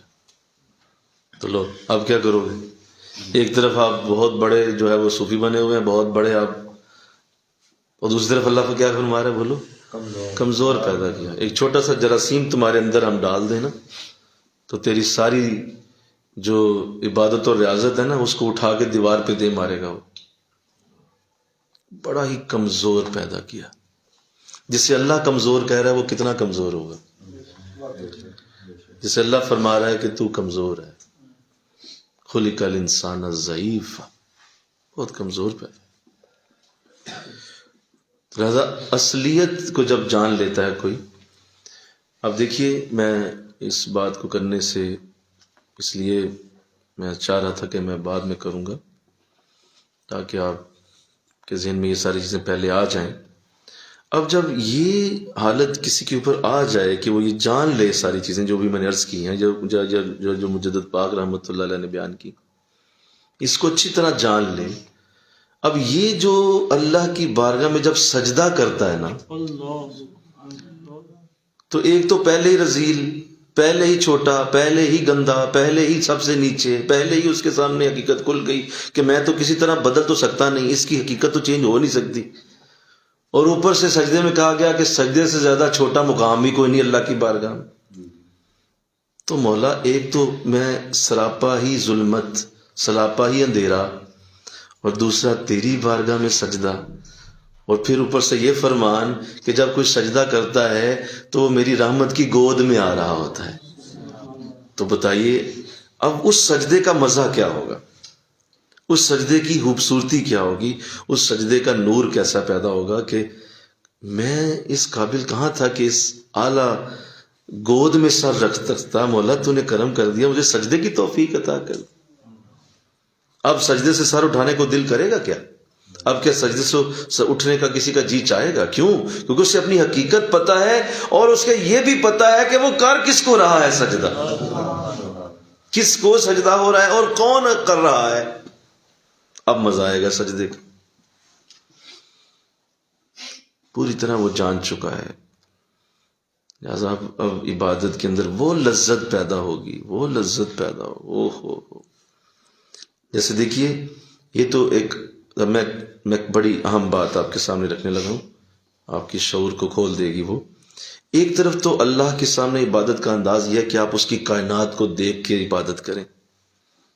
آپ اس کے سورج کو دیکھیں، چاند ستاروں کو دیکھیں، ہواؤں فضاؤں کو دیکھیں، اس کے پہاڑ دیکھیں، اس کی دریا دیکھیں، سمندروں کا اس کا اٹھان دیکھیں، لہریں دیکھیں، اور آپ اس کے دن رات کا بدلنا دیکھیں، اور اس کی جھاڑ اور اس کے بارشوں کے انداز، اور آندھی طوفان اٹھنا، یہ ساری چیزیں دیکھ کے اس کی جو بنائی ہوئی ہیں، تو آپ سجدہ کریں. مولا کیا تو اعلیٰ ذات ہے، تیری کیا بات ہے، کیا تیرا اعلیٰ انداز ہے، کیا کائنات بنا دیا تو نے، اور تو کتنا خوبصورت ہوگا. جو اتنی خوبصورت تو نے کائنات بنا دی، بولو تو کتنا خوبصورت ہوگا. یہ ایک تو یہ کہ اس کو دیکھ کے سجدہ کر رہا ہے، اس کو سوچ کے سجدہ کر رہا ہے. ایک یہ ہے اپنے آپ کو دیکھ کے سجدہ کر رہا ہے. نہیں سمجھ آئی بات؟ چھوڑو اسے، اپنے ذات کو دیکھ رہا ہے کہ میں کون ہوں اور میں سجدہ کر رہا ہوں. اور کس کو کر رہا ہوں؟ اوف، بولو کیا مزہ آتا ہے اس میں. اللہ، اب مجھے ذرا کہنے دو جس کو یہ دونوں ہی پتا ہوں. ایک طرف وہ اس کی ذات کو سوچ کے سجدہ کرتا ہے کہ وہ کتنی بڑی ہے، اور ایک طرف اپنی ذات کو بھی سوچ چکا ہے، پتہ کر چکا ہے. بتاؤ سجدہ کیا ہوگا؟ کیا نور پیدا ہوگا اس سجدے کا. اس سجدے کے اندر سبحان ربی الاعلیٰ کیا کہے گا، وہ کس طرح بولے گا اس، کیونکہ دونوں طرف سے وہ جان چکا کہ ایک طرف کون ہے جس کو ہو رہا ہے، اور ایک طرف وہ کون ہے جو کر رہا ہے. اللہ. تو چونکہ لوگ کیا جانے، نہ وہ اس چیز کو سمجھتے ہیں کس کو کیا جا رہا ہے، نہ اس چیز کو سمجھتے ہیں کون کر رہا ہے. میرا سکا سجدہ، خشک، اس سجدے نے کیا دینا. جو میں سر بسجدہ ہوا کبھی تو زمین سے آنے لگی صدا، تیرا دل تو ہے صنم آشنا، تجھے کیا ملے گا نماز میں. تو یہ ہے وہ وجہ. تو اب جب آپ اس حالت پہ پہنچتے ہیں تو آپ کو اب یہ بہت آسان لگ رہا ہے. سنیے، یہ بس اس وقت کی برکت ہے. بولو مل کے کہو نا سبحان اللہ. ابھی آپ کو لگ رہا ہے یار یہ چیزیں تو مجھے پتہ ہی تھی، پتہ نہیں تھی، اس برکت نے تمہیں دی، تمہارے اندر یہ کھل رہی ہیں، اور تمہیں لگ رہا ہے کہ شاید علم پہلے ہی تھا. اس کی وجہ یہ ہے کہ اللہ نے رکھا سب کچھ اندر ہی ہے، لیکن تمہیں کھولنے کے لیے کسی شیخ کی ضرورت ہوتی ہے، کسی شیخ کی ضرورت ہوتی ہے. وہ شیخ تمہیں ان چیزوں کو جب کھولتا تو کہتا یار یہ تو باتیں کوئی اتنی مشکل ہیں، لیکن چونکہ توجہ شامل حال ہوتی ہے، بزرگوں کا نور شامل حال ہوتا ہے، لہذا ان چیزوں کی سمجھ آنا شروع ہو جاتی ہے. اور آپ کہتے ہیں یہ تو کمال ہو گیا، یہ تو بڑا آسان معاملہ ہے. اب یہ دونوں جہتیں جب نصیب ہو جاتی ہیں تو پھر انسان اللہ کے بارگاہ میں وہ کرم، وہ فضل لوٹ لیتا ہے جس کے لیے اللہ اس کو کریٹ کرتا ہے، جس کے لیے اسے تخلیق کیا گیا. اب وہ کرم لیتا ہے، اس سے فضل لیتا ہے. اللہ سمجھنے کی توفیق. سمجھ آ رہی ہے جی بات؟ اب ایک اور بات جو بڑی ضروری ہے، جس کو میں چاہتا ہوں کہ آپ کے پاس ضرور اس کا انداز ہونا چاہیے. ایک تو یہ کہ یہی بات آقا دو جہاں صلی اللہ علیہ وسلم نے بھی معراج کی رات کی تھی، اور یہ بات آپ سب نے ماشاءاللہ، کچھ ساتھیوں نے جب مجھے فیڈ بیک بھیجا ہے تو اس میں انہوں نے یہ بات ذکر کی ہے، مجھے بڑی خوشی ہوئی. میں اس کا ایک اور جہت آپ کے سامنے رکھوں گا کہ جب معراج شریف پہ حضور اسلام تشریف لے گئے تو آپ نے بھی وہاں یہی اظہار فرمایا. اور یاد رکھیے کہ اللہ کی بارگاہ میں عبد ہونے سے بڑی کوئی شرف کی بات نہیں. کیا ہونے سے؟ عبد. ولی، کتب، ابدال، غوث اعظم، غوث، یہ درجے ہیں.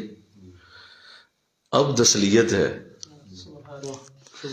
عبد ہونا اصلیت ہے، یہ اصل ہے. ہم عبد ہیں، اور اللہ چاہتا ہے کہ میرا بندہ یہی جان لے کہ وہ عبد ہے، اسے یہ پتہ ہو کہ وہ عبد ہے، وہ میرا بندہ ہے. تو حضور اسلام جب اللہ کی بارگاہ میں حاضر ہوئے معراج کی رات، تو ظاہر ہے یہ حضور اسلام کے لیے، سنیے میں ایک بات کرنے لگا ہوں، اس کائنات میں معراج کا جو وقت ہے اور جو آپ معراج پہ تشریف لے گئے، گو اس سے پہلے آپ پہلے ہی اللہ کی بارگاہ میں خلوت میں تھے. بولو کروڑوں سال، بولیے. جب زمین آسمان کا وجود نہیں تھا تو اللہ نے اپنے ذات کی قریب آپ کو ہی رکھا ہوا تھا، تو آپ رہے اللہ کے پاس، لیکن وہ انداز کچھ اور ہوگا. اب یہ جو معراج کا وقت آتا ہے حضور کا، اور اللہ کی بارگاہ میں آپ حاضر ہوئے، یہ آپ کی اس 63 برس کی زندگی کا سب سے قیمتی وقت ہے. میں اس زندگی کی بات نہیں کر رہا جو اربوں سال اللہ کی بارگاہ میں آپ رہے ہیں، بولو وہ اور ہے، وہ آپ رہے ہیں اللہ کے پاس. لیکن آپ اس لائف کو دیکھیں جو 63 ایئرز آپ کو دیے گئے، اس میں جو سب سے قیمتی وقت آیا وہ کون سا تھا؟ معراج کی رات. سب سے اعلیٰ وقت تھا وہی، کیونکہ آپ اللہ کے قریب ہیں، اللہ کی بارگاہ آپ کے سامنے ہے، اور آپ اللہ کے سامنے ہیں. اشرف ترین وقت ہے، اور اللہ نے اسی کا ذکر کیا قرآن میں بھی، سبحان الذی اسریٰ بعبدہ. ہم نے سیر کرائی اپنے بندے کو، ذکر کیا، اور پھر یہ بھی ارشاد فرمایا فَأَوْحَىٰ إِلَىٰ عَبْدِهِ مَا أَوْحَىٰ، وہاں بھی عبد کا لفظ استعمال کیا، یعنی معراج میں جب بھی حضور کا ذکر آتا ہے تو بولو عبد آتا ہے۔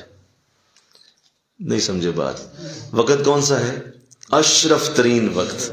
اللہ کیسے اپنے نبی کو بلا رہا ہے؟ عبد۔ نہیں بات سمجھی؟ کیونکہ جب وقت قیمتی ہوتا ہے تو بات بھی قیمتی ہوتی ہے۔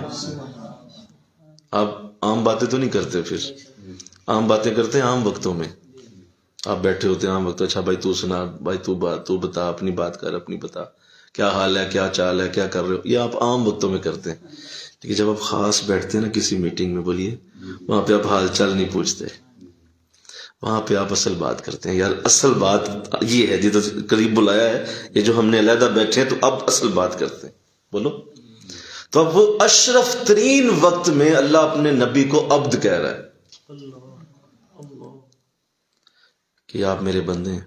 ہم نے اپنے بندے پہ وحی کی جیسے وحی کی، ہم نے اپنے بندے کو سیر کرائی جیسے چاہے کرائی، آگے پورا ذکر ہے سیر کا۔ تو اشرف ترین وقت اور بندہ کا وہ لفظ، اور اگر سنیے اس سے بہتر کوئی لفظ ہوتا تو اللہ وہ لگاتا، کیونکہ اللہ کی بارگاہ میں اشرف ترین وقت آیا، اشرف ترین شخص آیا۔ ہاں مل کے کہو سبحان اللہ۔ اشرف ترین انسان آ گیا، بندہ آ گیا، کوئی بھی، اور سب سے اعلیٰ جو نام لے لے حضور کے لیے وہ آ گیا۔ تو اللہ نے بھی اشرف ترین لفظ اٹھا کے دیا آپ کو کہ یہ میری بارگاہ سے آپ کے لیے عبد ہے۔ اللہ اسی نام سے پکارتے۔ اور شب معراج جب حضور الاسلام ظاہر ہے، آپ وہ سارے مقامات رفیع آپ نے طے کر لیے ہوئے تھے۔ میں ترتیب سے تھوڑا سا چلتا ہوں، آپ میرے ساتھ ساتھ چلیے۔ سب سے پہلے آپ آئے کعبہ شریف میں، وہاں پہ آپ نے آ کے نفل پڑھے جبریل علیہ السلام کے ساتھ۔ پھر آپ کو سواری دی گئی، یوں آپ جنت کی سواری کے سوار بھی بنے۔ مل کے کہو نا سبحان اللہ۔ یہ ذرا سنتے جائیں۔ تو وہ سواری کا اعزاز ملا۔ پھر آپ پہلے آسمان کی طرف روانہ ہوئے، نہیں اس سے پہلے آپ مسجد اقصیٰ تشریف لائے، تمام نبیوں سے ملاقاتیں ہوئیں، ہر نبی نے آپ سے بغل گیر ہو کے ملاقات کی، صرف ہاتھ نہیں ملایا، بولیے بغل گیر ہوئے ہیں، اور حضور علیہ السلام کے ساتھ سینے سے سینہ ملایا گیا ہے۔ یوں آپ ہر سینے کو نور دینے والے بھی ہو گئے۔ جو اشرف ترین اس کائنات کے لوگ ہیں وہ نبی ہیں، اور ان نبیوں کے سینے کو حضور نے اپنا سینہ لگا کے نور دیا۔ پھر حضور علیہ السلام مصلی نبوت پہ کھڑے ہوئے اور آپ نے تمام نبیوں کو امامت کروائی، امام الانبیاء بھی ہو گئے۔ امام الانبیاء ہوئے تو پھر وہاں سے پہلے آسمان پہ پہنچے۔ پہلا آسمان جو ہے وہ یہ یاد رکھیے کہ وہ جو ہے وہ اس زمین کی اور اس آسمان کی جتنی بھی تہیں ہیں اس سے بلند ہے، اور یوں آپ اس کائنات سے باہر نکل گئے۔ اور جتنے بھی آج تک سائنس نے چیزیں ایجاد کی ہیں جو کسی بھی جگہ پہنچیں گی اڑ کے، میرا نبی پہلے ہی اس کو پار کر کے جا چکا ہے۔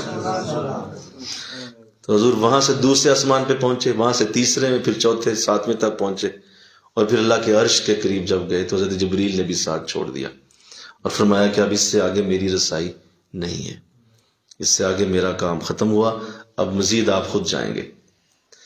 تو یوں سنیے، اب دھیان کیجئے گا، جتنے مقامات رفیع جو انسانوں کو دیے جا سکتے تھے وہ یہاں پہ سدرۃ المنتہا پہ ختم ہو چکے ہیں۔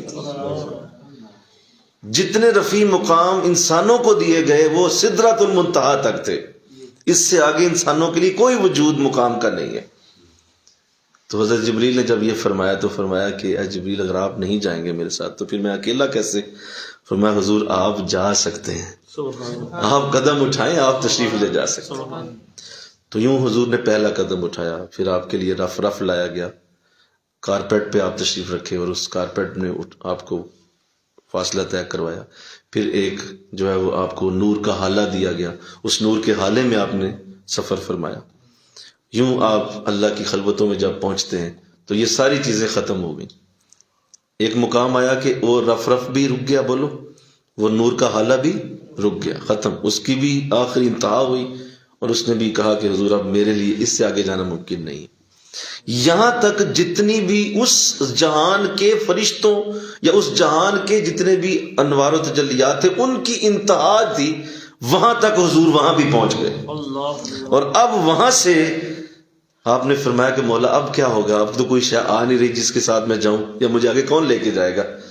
تو فرمایا کہ اے نبی اب آپ خود اپنے قدم اٹھائیں، اب آپ کی اپنی برکت شروع ہوگی، یہ تو ہم نے دی ہوئی تھی، یہ تو ہم نے سہارے دے کے یہاں تک پہنچایا، اب آپ کو کسی سہارے کی ضرورت نہیں، اب آپ خود ہی آئیں۔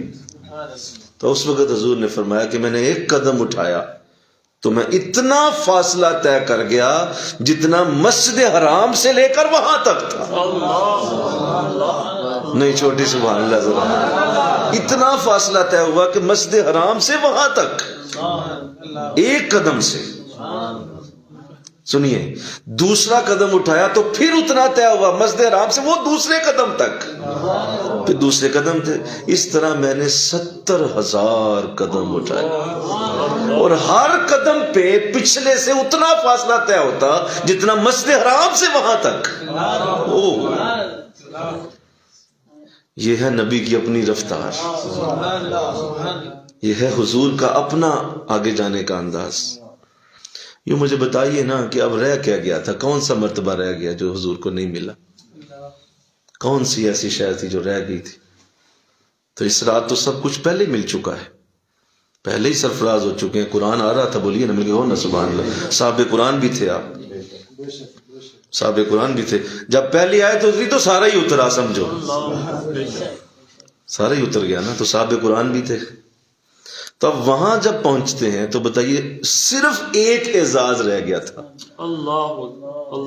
نہیں سمجھے بات؟ اب اس ایک اعزاز کو دینے کے لیے وہاں بلایا گیا،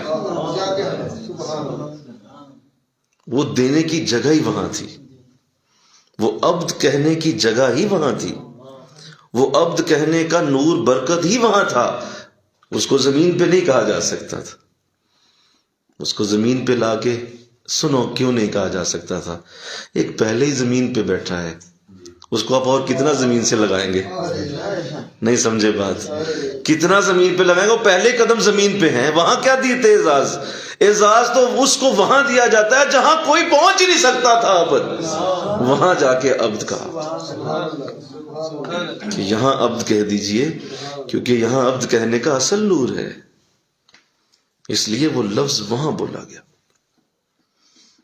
اس لیے حضور کا یہ اعزاز اتنا بڑا ہے، اتنا بڑا اعزاز ہے، یہ کس کو اتنا چھپایا گیا ہے، اتنا چھپایا گیا ہے کہ اس کو عام لوگوں کے اندر ممکن ہی نہیں کہ آپ کھول سکیں۔ آپ حضور کو امام الانبیاء کہیں، لوگ سنیں گے سبحان اللہ کہہ دیں گے، آپ کہیں ختم المرسلین ہے، بہت اچھی بات ہے، حضور آخری نبی کہہ دیں گے لوگ سبحان اللہ۔ آپ عبد سمجھائیں گے، نہیں سمجھ پائیں گے لوگ، اس لیے کہ یہ اعزاز سمجھانے کی بات ہی نہیں، یہ بس جس کے سامنے حضور کی یہ شان کھلے نا، مل کے کہو نا سبحان اللہ، وہ شان جس کے آگے کھلے اسے سمجھ آتی ہے عبد کتنا بڑا اعزاز، کس کو دینے کے لیے کہاں بلایا۔ اچھا دیکھیے پھر ایک اور بات، اب میں چونکہ اس کو کھول رہا ہوں، میرے سامنے آپ کی ہی اس مجدد پاک کے ہی کلام کی برکت ہے۔ ایک اور بات جو بڑی اہم ہے وہ یہ ہے کہ اس رات میں جب حضور اسلام ان تمام درجات اور مراتب رفیع سے فائز ہو چکے ہیں، بولو فائز ہو چکے ہیں آپ ان پہ، اس کے باوجود سنیے جب فائز ہو چکے فرمایا اوح اللہ تعالی الیہ یا محمد صلی اللہ علیہ وسلم بما اشرفک۔ اب سنیے، اب اللہ خود پوچھتا ہے جب وہ اس خلوت کے معاملات آئے، اور اللہ خود پوچھتا ہے بما اشرفک یا محمد، اے محمد صلی اللہ علیہ وسلم کیا شرف دوں آپ کو؟ بولا کچھ رہ گیا، کچھ رہ گیا جو ابھی بھی دینا ہے، کچھ سب کچھ تو پھر پوچھا جا رہا بما اشرفک یا محمد، کیا شرف دوں آپ کو؟ تو بظاہر اس سے یہ محسوس ہوتا ہے جیسے اللہ یہ فرما رہا ہے کہ میرے پاس جو بھی ہے میں دے دوں، کچھ نہ چھوڑوں جو تو تجھے نہ دوں، کوئی ایسی شے نہ چھوڑوں۔ یہ اتنی محبت کا اظہار ہے کہ آپ کسی کی جھولی بھر دیں، پھر بھریں، بھرتے چلے جائیں اور پھر کہیں کہ اب کیا دوں۔ مطلب اتنی جھولی بھر دی، اتنا کرم کر دیا، اور پھر کہا جا رہا ہے کہ اور کیا دوں۔ کیا ہے یہ؟ تو سمجھنے سے قاصر ہے ہم انسان، ہماری سوچیں اس شعور تک نہیں جا سکتی۔ یا جو دونوں کو محبت ایک دوسرے کے ساتھ، بولو، جو دونوں کو ایک دوسرے سے پیار ہے، ہم اس جگہ تک نہیں پہنچ سکتے۔ بما اشرفک یا محمد، اب اور کیا دوں آپ کو؟ ہر چیز دے دی، زمین و آسمان تمہارے لیے بنائے، ہم نے مکے کی سرزمین بنائی، ہم نے کعبے کا وجود بنا دیا، ہم نے کوئی کائنات کا کونا نہیں چھوڑا جہاں تیرا نام نہ پہنچائے، ہم نے ہر صحابی کو تیرے ساتھ عشق اور محبت کی انتہا دے دی، ہم نے تجھے ابو بکر دیا، عمر دیا، عثمان اور علی دیے، ہم نے تمہیں فاطمہ جیسی بیٹی دی، عائشہ جیسی بیوی دی، ہم نے تمہیں خدیجہ جیسی وفادار دی، ہم نے ساری انسانیت کو تیرا غلام بنا دی۔ کوئی ایسی شے نہیں جو تیرا کلمہ نہ پڑھتی ہو۔ میرے جانور تیرا کلمہ پڑھے، میرے پرندے تیرا کلمہ پڑھے، میرے بارش کے قطرے تیری نام سے جو ہے وہ چھن چھن کرتے ہوئے اتریں، جنت کی ہوائیں سرسراہٹ میں تیرا نام لیں۔ بتا پھر بھی تجھے کیا شرف دوں؟ بما اشرفک یا محمد، تجھے کیا دوں؟ میرے ہمت نہیں ہے کہ میں اس کو مزید کھول سکوں۔ تو اس خلوت میں جب یہ علم اور یہ برکت اللہ نے کھولی ہوگی، اور حضور کس طرح روئے ہوں گے، کس طرح آپ کی آنکھیں برس پڑی ہوں گی، اتنا پیار، اتنی محبت، اتنا عشق۔ کوئی لفظ ڈھونڈو اس کیفیت کے لیے، عشق محبت کے لفظوں میں یہ زور نہیں ہے، اس عشق محبت جنون کے لفظوں میں یہ زور ہی نہیں ہے کہ وہ اس کو لا سکے اپنے اندر، کہ جو اللہ نے وہاں بما اشرفک کا کہہ کے حد کر دی۔ اب اور کیا شرف دینا ہے؟ جبریل پیچھے کھڑا ہے آنکھیں اٹھائے ہوئے کہ اندر کیا ہو رہا ہے، حیران ہوا، پتہ نہیں اندر کیا باتیں ہو رہی، سارے فرشتے حیران ہیں، پریشان ہیں، کدھر جائیں، ساری کائنات تھم چکی ہے، پانی رکا ہوا ہے، ہوائیں رکی ہوئی ہیں، سورج رکا ہوا ہے، چاند رکا ہوا ہے، ستارے تھم چکے ہیں، زمین آسمان اپنا وجود کھو چکا ہے، ہم کدھر جائیں، ہمارا نور کہاں چلا گیا؟ اور ادھر اللہ ان سے محبت کا کیسے اظہار فرما رہا ہے، بما اشرفک یا محمد۔ خدا کی قسم اس زندگی کے قیمتی ترین لفظوں میں سے اسے بنا لیں، تمہیں کیا شرف دوں اللہ۔ تو اب حضور اسلام ظاہر ہے، اگر ایک محبوب ایسا ہے تو یہ ہو نہیں سکتا دوسرا محبوب کم ہو، یہ نہیں ہو سکتا، مل کے کہو نا سبحان اللہ، یہ نہیں ہو سکتا کہ دوسرا کم ہو، یہ محبت دونوں ایکول میں ہوتی ہے، ایک جیسوں میں ہوتی ہے۔ ہاں وہ خالق ہے، یہ مخلوق ہے، بولو، یہ نہیں ہو سکتا کہ یہ دونوں ہی خالق ہو گئے، استغفر اللہ، ایسا نہیں ہے، ایک خالق ہے دوسرا مخلوق ہے۔ لیکن یہ کیسی مخلوق ہے جو خالق کی ہر شے سمجھتی ہے، ہر شے جانتی ہے۔ کیا کہا؟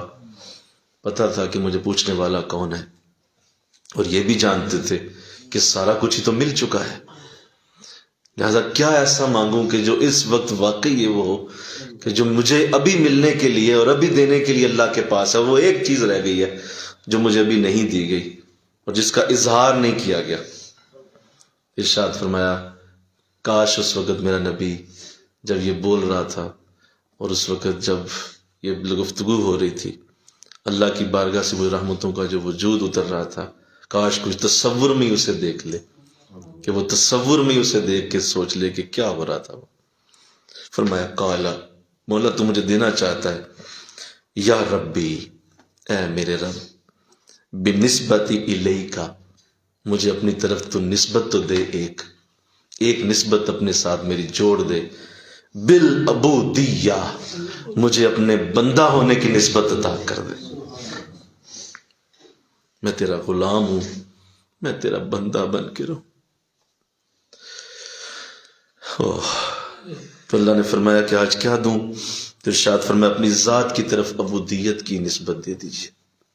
تو اس کا اظہار پھر اللہ نے ان آیات میں فرمایا فَأَوْحَىٰ إِلَىٰ عَبْدِهِ مَا أَوْحَىٰ، وہ اسی بات کو جوڑ دیا گیا کہ ہم نے مان لی، اور وہ شرف جو ایک ہی رہ گیا تھا، میں کہوں گا اللہ جانتا ہے اور کیا ہوں گے، وہ ہمارے علم میں نہیں ہے، بولو نا، وہ ہمارے علم میں نہیں ہے، لیکن جو اللہ نے آخری جو مقام دینا تھا وہ دے کر اس کو قرآن کا حصہ بنا دیا۔ سبحان الذی اسریٰ بعبدہ، ہم نے اپنے بندے کو سیر کرائی، کیونکہ یہی عبد ہونا انہوں نے مانگا تھا اور ہم نے دیا، عطا کر دیا۔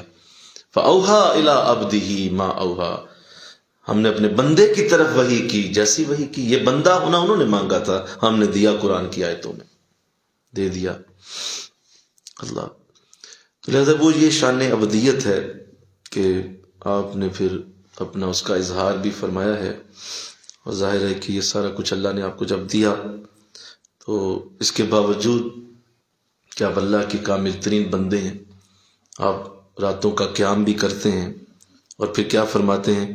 ما ابدعناک حق عبادتک، اے اللہ تیری شان کے مطابق حق عبادت پھر بھی نہیں ادا کر سکا، جس طرح تیری شان ہے مولا ویسی عبادت نہیں کر سکا، اور محبوب ہونے کے باوجود آپ بکثرت استغفار کرتے ہیں۔ اور آپ صحابہ سے فرماتے ہیں، صحابہ نے پوچھا حضور آپ استغفار کیوں کرتے ہیں؟ تو فرمایا سنیے، انہ لیعان علی قلبی فاستغفر اللہ فی اليوم واللیل 70 مرہ، میرے قلب پر بھی غبار چھا جاتا ہے، پس میں شب و روز 70 بار استغفار کرتا ہوں۔ اب یہ اس شخص کی بات ہے جسے اللہ نے خلوت میں بلا کے عبد کہا، وہ بھی روزانہ 70 بار اپنے لیے استغفار پڑھتا ہے، وہ بھی روزانہ 70 بار اپنے لیے توبہ کرتا ہے۔ تو بتائیے کہ کسی اور کا ہم کیا راز کھولیں؟ تو اب آپ یقیناً یہ بات سمجھ گئے ہیں کہ کیوں آپ نے یہ الفاظ بولے، اور کیوں اتنی بڑی حقیقت سے پردہ اٹھایا گیا، اور کیوں اتنا بڑا یہ فضل اور کرم شیئر کیا گیا، اور اس کو پھیلایا گیا، اس کو لکھ کے بھیج دیا گیا کہ قیامت تک کے لیے جب بھی کوئی اسے پڑھے گا تو اسے حضور کی عبد ہونے کی شان ضرور سمجھ آئے گی، وہ مجھ سے ہوتا ہوا حضور تک ضرور جائے گا۔ اصل میں آپ اپنے تک نہیں رکھ رہے تھے، آپ کو پتا تھا جب بھی کوئی یہ بات کھولے گا تو آخر میں حضور کی بات کر کے ختم کرے گا، کیونکہ حضور ہی اس کائنات میں سب سے بڑے عبد ہیں، اور آپ ہی سب سے بڑی اپنی پہچان والے۔ تو اللہ نے جو کرم اور فضل اس کے ذریعے ہمیں دیا ہے، ہمیں اللہ ایسا ہی نور عطا فرماتا رہے، آمین کہو۔ اللہ ہمیں اسی طرح یہ برکتیں اور رحمتیں دیتا جائے۔ یوں تو یہ گفتگو ختم نہیں ہو سکتی، میں چاہوں تو اس پہ گھنٹہ 2 کلام ہو، لیکن مناسب نہیں ہے کہ اس کو مزید کھولا جائے، اتنا ہی کافی ہے۔ مزید انشاءاللہ جو دیگر بزرگوں نے اس پہ کلام کیا ہے وہ انشاءاللہ اگلے درس میں ہم شامل کریں گے، تاکہ مزید گفتگو بھی اس طرح کی ہو جائے، اور یہ بالکل ہمارے لیے مکمل ہو کہ سارے بزرگوں کا یہی انداز رہا ہے، اور یہ کوئی صرف مجدد پاک کی طرف ہی نہ رہ جائے، بولو، یہ رہ جائے اس انداز میں کہ سارے ہی کامل ایسے ہی ہوتے ہیں، اور سارے ہی کاملین کے اندر ایسے ہی انداز ہوتے ہیں۔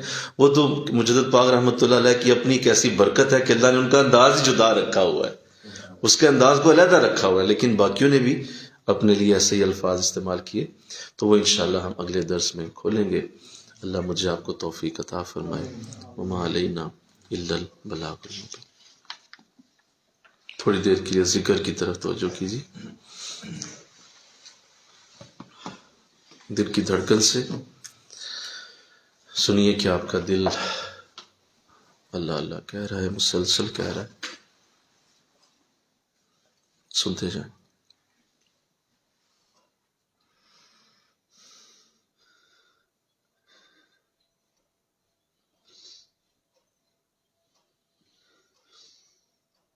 اللہ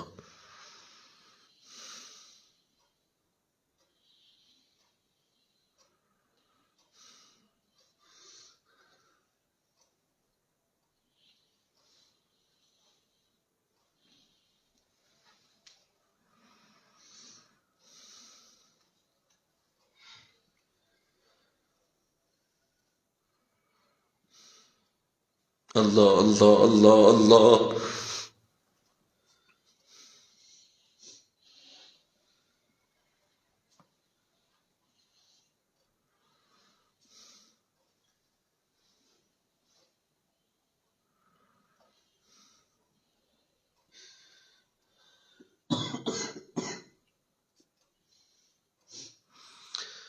لا الہ الا اللہ محمد رسول اللہ صلی اللہ علیہ وسلم. لا الہ الا اللہ. آمین. اللہم صلی علی سیدنا و مولانا محمد وعلی آل سیدنا و مولانا محمد وبارک وسلم اللہ العالمین. تیری بارگاہ میں عرض کرتے ہیں مولا ہم غریب بے بس مجبور جس قابل تھے ہم نے گفتگو کی ہے اللہ سے قبول فرما. مولا اپنی رحمت سے یہ جو کلام کیا گیا اور جس کے لیے کوشش کی گئی ہے اللہ ہم سب آج تجھ سے ایک عرض کرنا چاہتے ہیں زندگی میں مولا ہمیں بھی اس مقام پہ کبھی ضرور پہنچا دینا. مرنے سے پہلے پہلے ہمیں بھی اس مقام تک پہنچا. اگر تو نے پڑھایا ہے تو اب اس سے محروم نہ رکھنا. اگر تو نے اس کو سمجھایا ہے تو اب اس سے محروم نہ رکھنا. مولا یہ صرف لفظ ہی نہ رہ جائیں، یہ صرف ایک درس ہی نہ رہ جائے، یہ ہماری زندگیوں کا حصہ بن جائے. ہمیشہ مولا ہمیں اس کی برکت ملتی رہے اور مرنے سے پہلے ہمیں مولا اس مقام تک پہنچا دے. مولا یہ ایک ہی زندگی ہے، دوبارہ کبھی نہیں آنی. یہ ایک ہی زندگی، یہ ایک ہی زندگی، یہ ایک ہی زندگی دوبارہ کبھی نہیں آنی. مولا اس ایک زندگی میں ہمیں بھی عبد بنا لے، ہم بھی اپنا بندہ بنا لے اور تو ہمیں بھی سند دے دے کہ آپ ہمارے بندے ہیں. مولا رحم کر، فضل کر دے. ہم تجھ سے کسی درجے کا سوال نہیں کرتے، ہم تجھ سے اسی درجے کا سوال کرتے ہیں جو حضور نے مانگا. ہمارے نبی نے چونکہ مانگا اس لیے ہمارا حق ہے. تو نے اپنے نبی کے لیے فرمایا ہے کہ تیری امت کو وہی درجے دوں گا جو تجھے دیے گئے. مولا فضل کر دے، اس کے لیے ہمیں منتخب فرما، ہمیں منتخب فرما، فضل فرما. اللہ یہ چند دن ہیں، چند راتیں ہیں، چند ماہ ہیں، چند سال ہیں، ہمیں مولا اس عظیم درجے کے لیے پسند فرما، قبول فرما. مجدد پاک رحمت اللہ علیہ کی بارگاہ میں بھی عرض ہے حضور آپ کی توجہ سے ایسا ہو جائے. اپنے شیخ و مرشد سے عرض ہے حضور آپ کی توجہ سے ایسا. حضور ابو البیان کی بارگاہ میں عرض کہ آپ کی توجہ سے ایسا ہو جائے، فضل کیا جائے، رحم کیا جائے. مولا یہ چند ساتھی ہیں، یہ چند لوگ ہیں، بڑی محبت سے اسے سنتے ہیں، پڑھتے ہیں. اللہ ان کے لیے آسانیاں پیدا فرما، ان کے لیے آسانیاں پیدا فرما. مولا اگر یہ محروم رہ جاتے ہیں تو کیا پلے کیا رہ جائے گا، کیا پلے رہ جائے گا. یہ سارے مولا جو آ جاتے ہیں ان کے دامن اتنے بھر دے کہ یہ اتنا نوازے جائیں، اتنا نوازے جائیں کہ کبھی بھی کمی نہ آئے، کبھی کسی شے کی کمی. اتنا نواز دے، اتنا فضل کر. استغفر اللہ ربی من کل ذنب واتوب الیہ لا حول ولا قوۃ الا باللہ العلی العظیم. مولا میرے شیخ و مرشد پہ رحم فرما، فضل کرم، خاص برکتیں اور رحمتیں ان کے شامل ہوں. وصلی اللہ تعالی رسول خیر خلقہ محمد وآلہ واصحابہ اجمعین برحمتک یا ارحم. لا الہ الا اللہ.